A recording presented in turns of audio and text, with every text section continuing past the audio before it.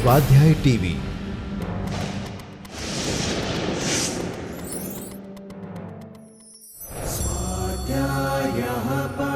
Doctor Baba Saheb Ambedkar Open university.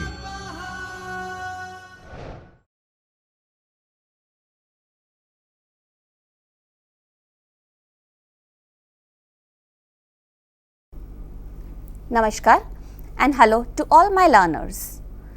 Myself, Dr. Ava Shukla from Baba Saheb Ambedkar Open University would like to speak upon communication in mass media. All of us are very much well versed with the word mass media nowadays. And when we talk about communication in mass media, it means directly reaching to a very big mass and making them understand, making them happy, making them reach your ideas to itself. So first let us begin with the meaning of mass media and communication. First, talking about communication, it's a two-way process of reaching a mutual understanding. When we say mutual understanding, what does it mean? It means that what I am trying to speak should directly reach into the minds and heart of the learners or the receivers to whom we tend to receive our messages. It is an exchange of our information. It may be some news, it may be some ideas or feelings. That means what I am trying to encode should be decoded in the receiver's minds. What should be decoded in the receiver's minds? What does it mean when we say it in context of mass media? When we say mass media, it is some audio, some visual or some print media. What does audio media mean? Audio, we all know about radios nowadays. We have heard radios. We know FM Mirchi or Radio FM, through which we get some entertainment, through which we get some live or direct information regarding happenings in the nation, in the state, in a city or even worldwide. When we say video, what is video? All of us know what computer is, what a display board is, what a hoarding on the roadside is. What do we see there? We see there some kind of advertisements or some kind of information related to some programs or events or seminars or conferences happening. What do we tend to inform to the receivers through that? Maybe regarding some happenings of any event taking place, maybe some celebrity coming to some or the other place in a metro city, in a city, maybe some politician, maybe some national leaders who would like to come and share their views regarding some happenings, some social issues.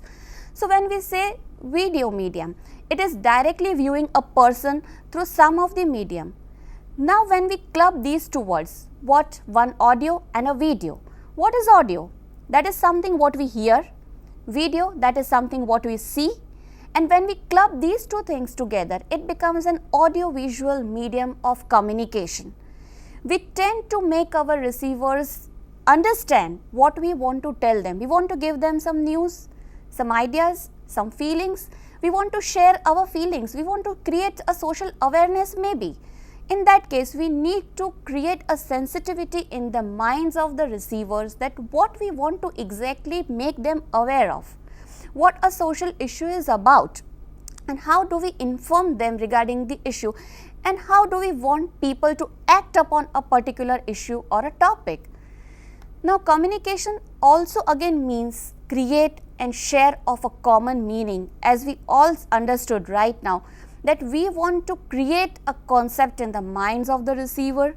We want them to act upon it. So when we want them to act upon an issue, we need to share regarding a particular topic in such a way that people understand and they start acting or implementing immediately.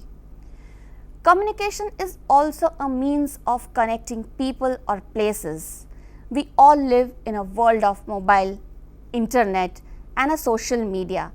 We all are aware of social media nowadays. We all use WhatsApp, we all use Twitters, we all use LinkedIn also. There are many social networking sites through which we connect with the people of world all across the globe. We connect with the people in our nation itself. We connect with our friends, family or relatives staying abroad, staying in different cities, to whom we cannot reach directly or face to face. To them, we tend to talk through phones, maybe through internet, maybe through video calling, or maybe through some social media sites. We connect even unknown people through these kinds of social networking sites or through social media or through a medium of television and come to a common platform where we make them understand or make them reach to some ideas. Communication or social media is also used, or mass communication is also used in business. It is a key function of management. An organization cannot operate without communication between different kind of levels or maybe different departments or employees belonging to same platform in different departments itself. Communication requires what? When we say we want to communicate to mass, it means we need one sender, we need a common message, we need a channel through which it is to reach to the people, and a recipient or a target audience to whom we want the message to be received. Now, who is a sender? If we tend to send through some television medium, through some print media, through some audio media like radios, then the owner or the source of communication will be the type of medium. What is the message exactly? The message may be some entertainment, it can be some idea, it can be a concept, or it can be a news.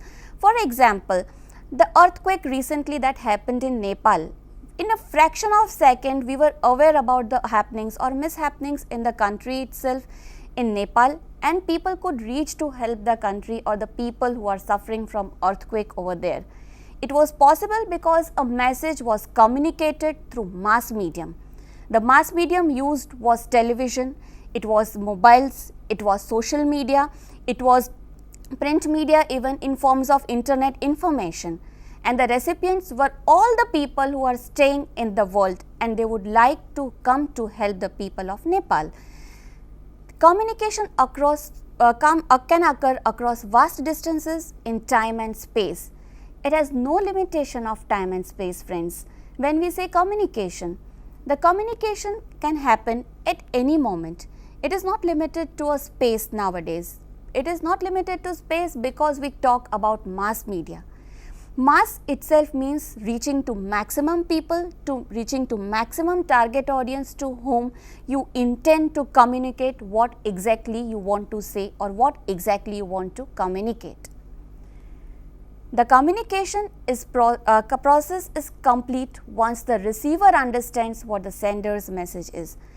How we understand that our communication is successful, or we have directly communicated, or people have understood what we want to tell them? It is completed, or it is tend to be succeeded when the sender's message is exactly perceived to the target audience, or they understand what we try to say, or it is conveyed to them in a proper language, in a proper format, and in proper information level. Now, when we say communication in mass media, it has basically three primary steps to follow. One is thought. What is thought? Thought is firstly the information that comes in the mind of a sender. What is it? It can be anything. It can be a gimmick. It can be a sensitive issue. It can be some entertainment. It can be a concept or a sensitivity regarding some social issue. All these together content or become a feeling or a medium through which we want to communicate. Now, the second step is encoding. Once a feeling or concept or idea is there in the mind of a sender, it needs to be encoded. How do we encode? It is a message that is to be sent to the receiver. How? Maybe in terms of symbols, maybe in terms of drama, maybe in terms of dance, maybe in terms of write-up, or maybe in terms of some audio or a visual media. The third step, which is very much important, is decoding. What is decoding?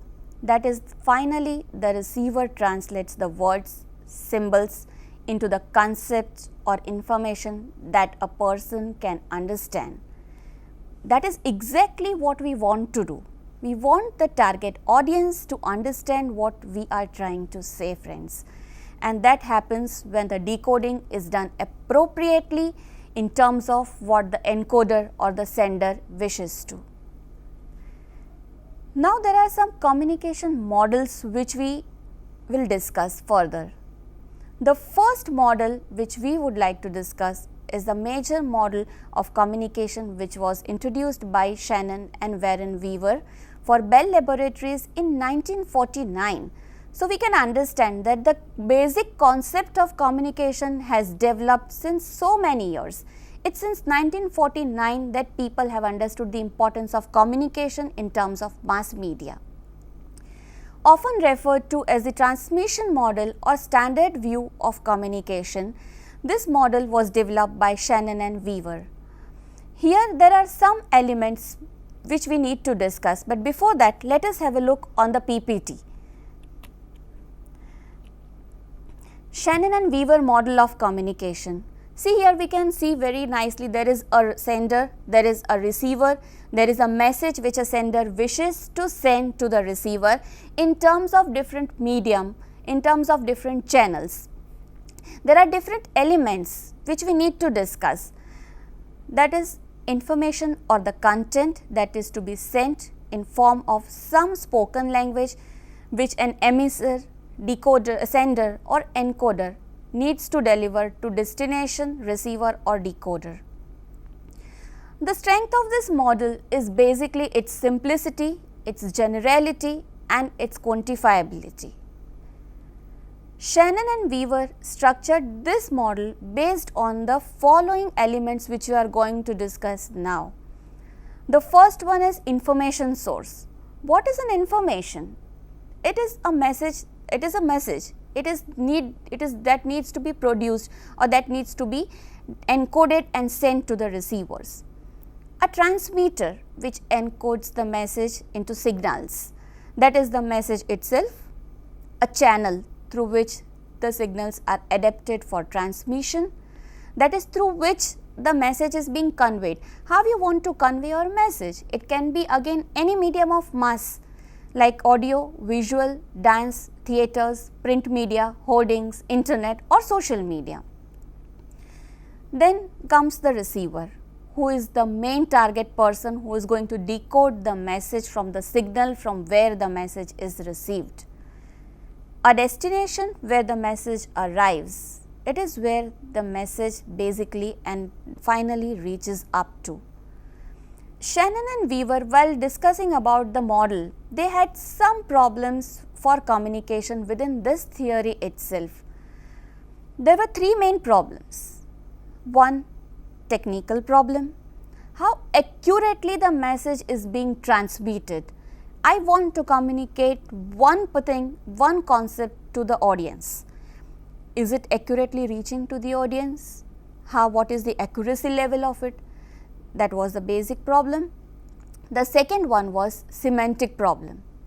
How precisely a message is being conveyed to the person or to the audience to whom we intend to. The message should be very much precise and very much subject specific. If you want to give entertainment, give entertainment. If you want to talk regarding a social issue, talk regarding an issue. If you want to teach something, teach. If you want to talk regarding a thing, talk. If you want to discuss, you discuss. If you want to show a sad part of a communication, show a sad part of communication. The final problem was effectiveness problem. How effectively a message is being sent and does it bring any kind of change in the behavior of the target audience? Then we can say that we have succeeded in intending or sending of a message. There is a second model developed by Berlow. We will see in the PPT. This model is called SMCR model of communication, wherein S means source, M means message, C means channel and R is the receiver. Source and receiver needs to have a common level of encoding and decoding of a message. You can see, friends, source contains the communication skills, attitudes, knowledge, social system and culture. The same thing is to be decoded to the receiver through two different elements in between. Those are message and channel. In message we see content, elements, treatment, structure and code. All these 5 things are needed to be communicated or reached to the target audience. Through what? Through a channel, a proper channel. What is that channel? It can be a source of hearing, maybe seeing, tasting, smelling or maybe touching. Any of these channels can be used to convey to the receiver what exactly we intend to or what exactly we need to reach to the level of the receiver. Through this model, we directly understand that SMRC is very much important when we talk about mass media or mass communication. In the next PPT, there is a different kind of cartoon which is shown, and this PPT shows the communication major dimension scheme. Here there are 2 people whom you can see. One is emissor, the other is the destination. When an emissor is trying to say it's a tree, that is a content. Does the destination understand what he is trying to say? Does the target audience understand what we are trying to make them understand? It's very much seen in the PPT itself that yes, both the emissor and the destination are understanding commonly that it's a tree. So, this is what communication means when we talk in mass medium. People staying anywhere, people reading, listening, viewing, doing anything should understand what we try to make them understand, what we try or intend to convey them. Next is the Bernald model proposed and is also known as transactional model of communication. The basic premise of transactional model of communication is that individuals are simultaneously engaging in sending and receiving of information, of messages or of any kind of ideas which we know. Communication is viewed as a conduit, a passage in which information travels from one individual to maybe another, and this information becomes separate from the communication itself. Why it becomes separate, friends? Because when it is a receiver and when it is a sender, what we need to communicate is to be understood. So, what is taught should be understood, and so it is different from what is being said to what is being understood. A particular instance of communication is called a speech act. What is a speech act? How we try to understand the receiver's mindset. Do we understand the receiver's mindset before framing a particular message? So, we need to speak in that particular format. If you target a particular age group, maybe you say teenagers, you need to come to the level of teenager and speak what they like and make them understand regarding a specific idea or specific concept. If you are speaking to a people residing in village area, maybe of a state, maybe we call it Gujarat state, if we go to a village and start speaking in English, will the people connect to you? They will not connect to you. They will love to listen or understand or be friendly with you only if you speak in their local language. This is speech act. You make them understand what you want to say in their regional language, they will get connected to you. Being in India, we maximally find all our TV channels, television channels has become a very big and a drastic change bringing mass medium nowadays. We all are very much friendly with the reality shows, with the serials, with the news channels, with sports channels, with maybe religious channels also. In which language do they speak? Basically, they speak in Hindi. At times, the regional channels speak in the regional language. Why it happens? So that they connect directly to the minds and hearts of the people. It develops a thought process in the minds of the people. You connect to the culture, you connect to the gender, you connect to the regional areas also, and so you understand, you start behaving, the receivers start behaving like the characters who are portrayed in the media or in the television or maybe in the theaters, in the live shows, anywhere. People feel themselves to be the part of that, and so they act upon it, they start behaving accordingly. So, the speech act is very much important, friends. The sender's personal filters and the receiver's personal filters vary depending upon the regional traditions, culture, gender, which may alter the intended meaning of message contents. That means what I mean to say should be understood by the receivers. So, what I filter while saying should be filtered in the brain of the receiver while speaking. Now, when we talk about communication in mass media, there are different types of communication in mass media. The first one is non-verbal communication. What is non-verbal communication? That does not include speech, that does not include any kind of messages. Messages it does, speech it does not. Why?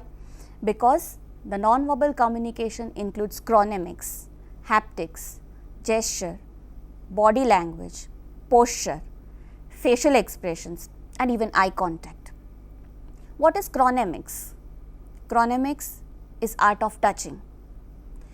When you see serials or when you see television or when you see some live shows or even movies, every time there is no dialogue delivery, but by the touch you understand whether the two characters are fighting, they are loving each other, they are friends, they are talking to each other, it's a formal meeting, it's informal meeting, shake hand, it's formal, you give a hug to your friend, it's friendly, it's informal.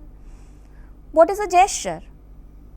Gesture, my body language speaks, my posture speaks, what I intend to say speaks. What is haptics? Haptics is time. What is the time of communication? Non-verbal communication is done by haptics. Afternoon you feel hungry, the time speaks. Morning you awake, you are fresh, the time speaks. At night you sleep, the time speaks. Facial expressions. What does a facial expression mean? All of us know that. You smile, you are happy. You are sad, you cry. Even your face when you cry or when you are sad, you don't need to you don't need to speak, it's just expression.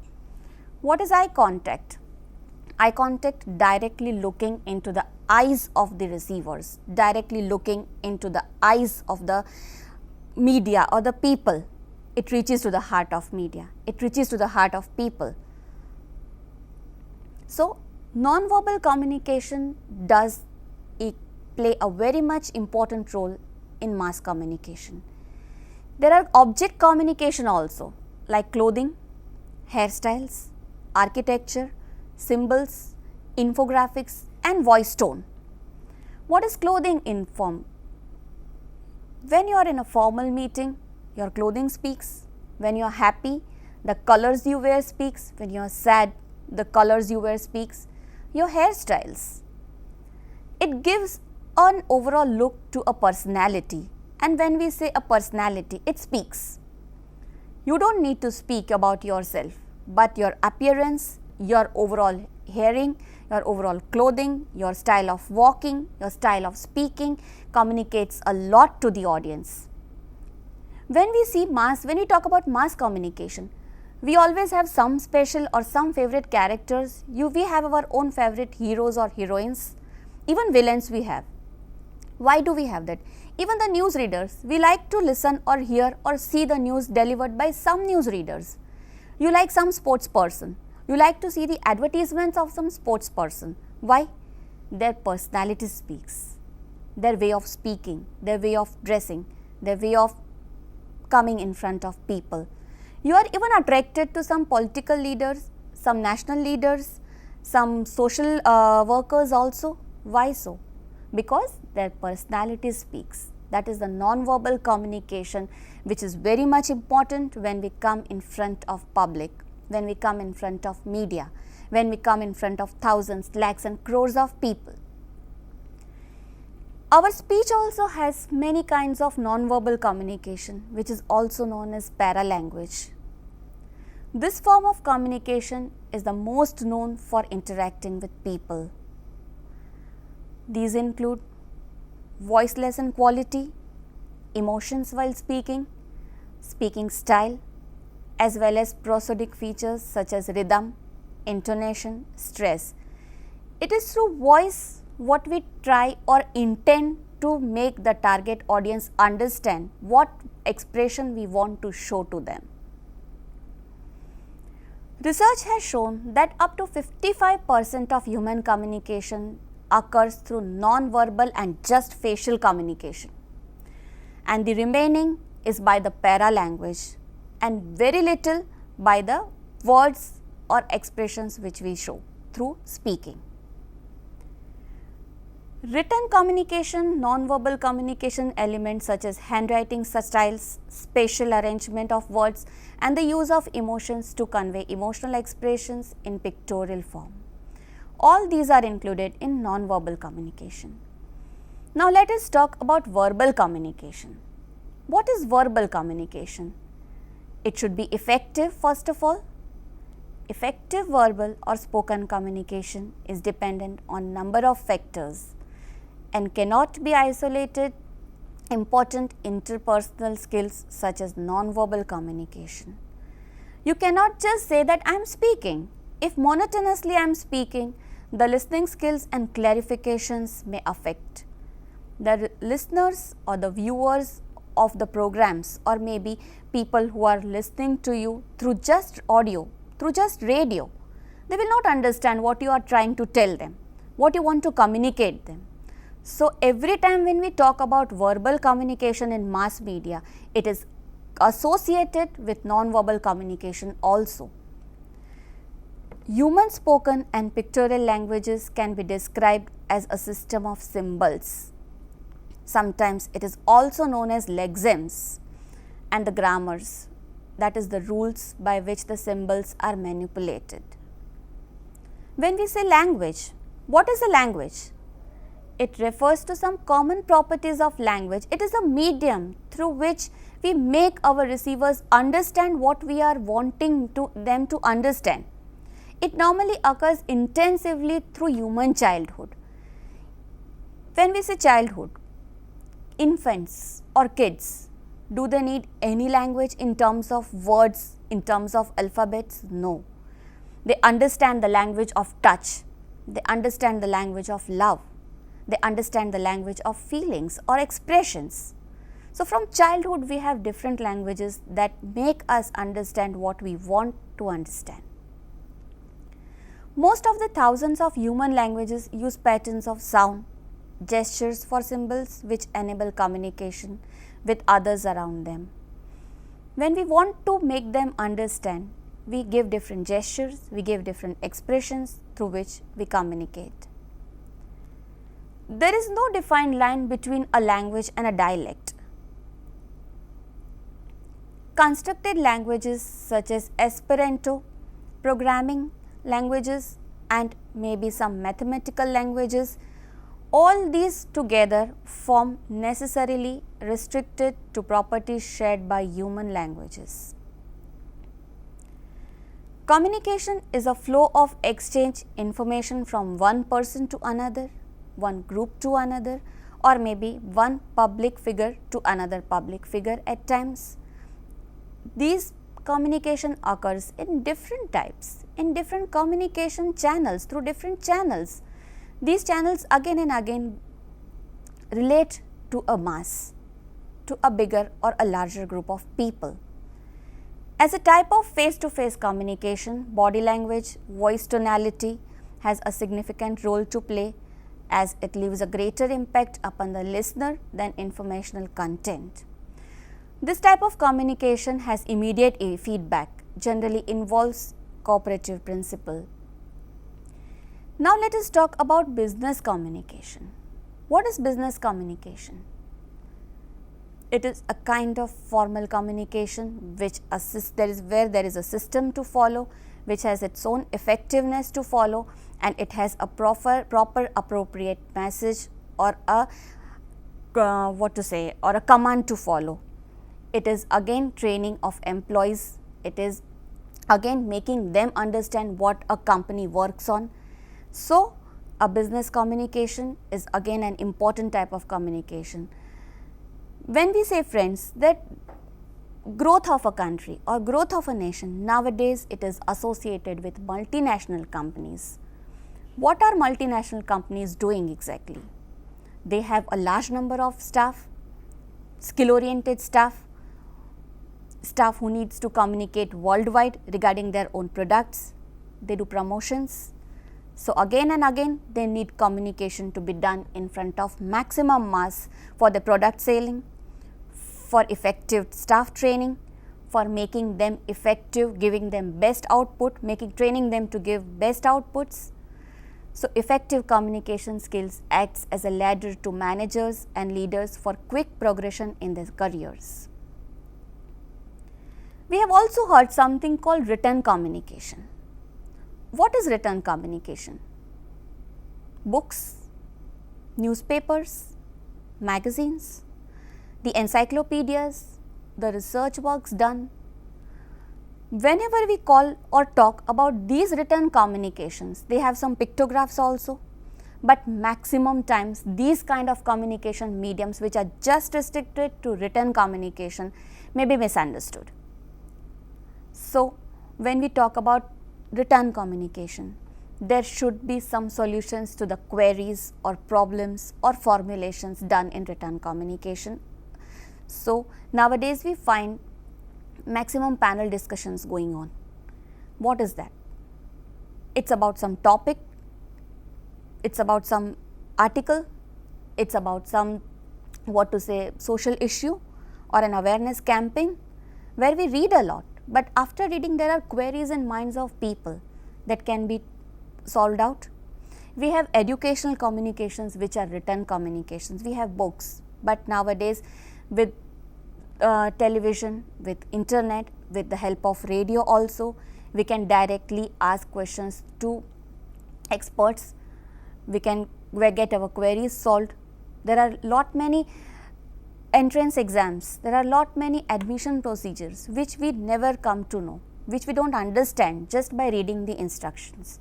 So along with written communication, we need a planned follow-up talks on critical written communication as a part of every day of doing business or as a part of communicating regarding the development of a country, regarding some educational concept or regarding some social awareness campaign. Friends, when we talk about different types of communication in public or in front of people around, there is a part or there is a factor known as communication noise. There are different type of communication noise. Just we have a look in the PPT what type of noises we talk about. See, we can see there are different types of communication noises: environmental noise, physiological impairment noise, semantic noise, syntactical noise, cultural noise, organizational noise, psychological noise. When we say communication noise, friends, we talk about mass media and communication. All these noise tend to affect maximally when we are in front of a public, when we talk in front of a public, or when we communicate in front of a mass. Maybe any medium, maybe any kind of channel we use to communicate, but these noises tend to occur in our day-to-day lives while communicating. Let us discuss each one of them. First is environmental noise. What is environmental noise? If we have a direct theatre, if we have a direct talk or a direct speech, noise that physically disrupts communication, like standing next to loudspeaker at a party, or noise from a construction site next to a classroom, making it difficult to hear the professor. Even in studio while we are talking, if we have some disturbances in sound, it will be considered as environmental noise, as it affects the hearing, it affects the listening of the receiver. The next one is physiological impairment noise. Physical maladies that prevent effective communication, such as actual deafness or blindness, preventing messages from being received as they were intended.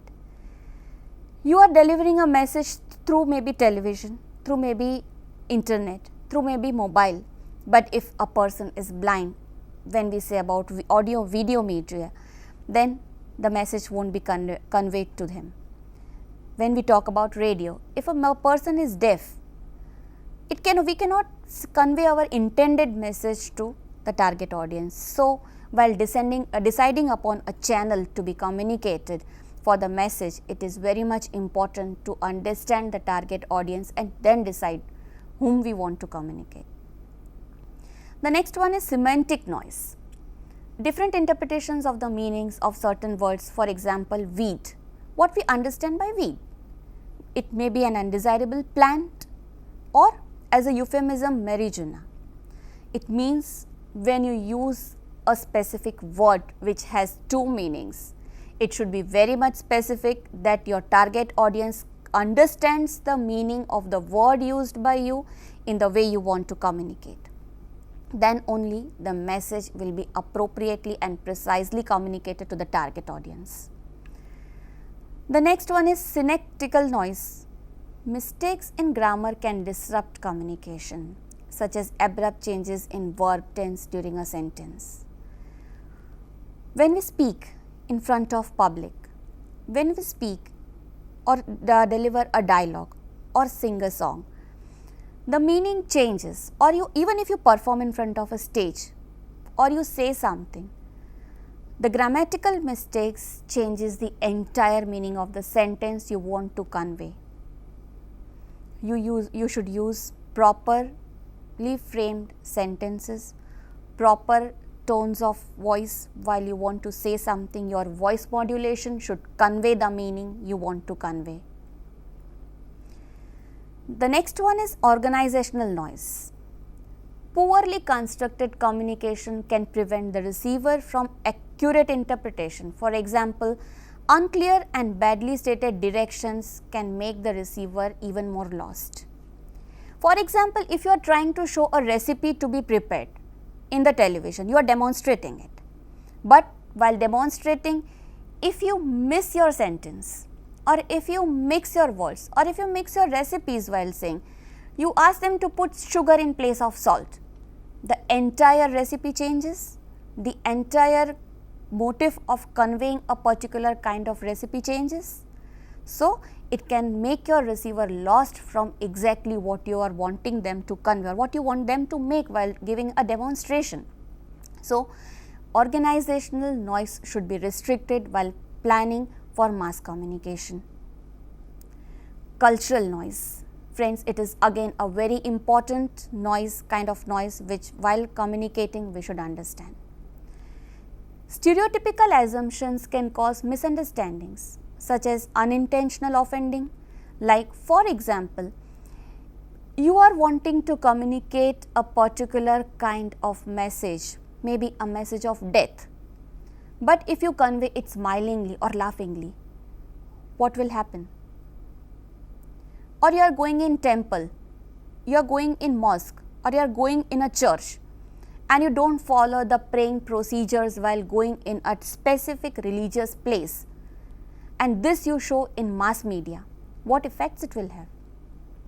All of us know that news channels at times highlight a statement spoken by a public figure.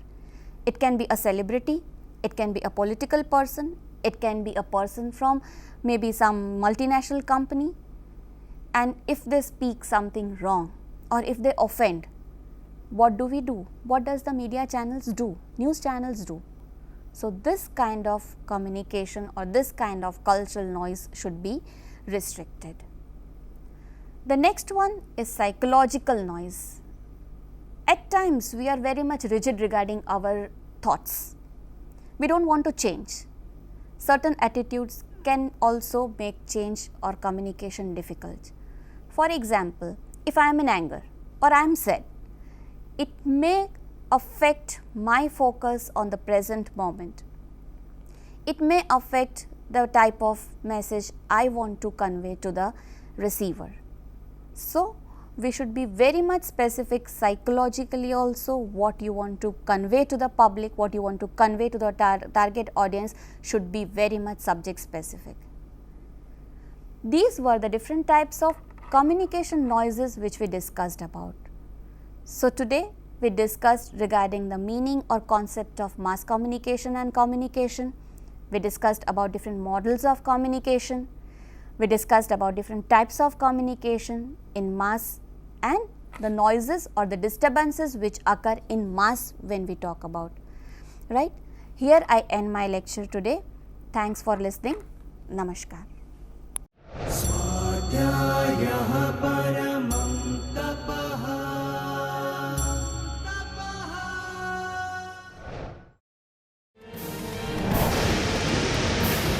स्वाध्याय TV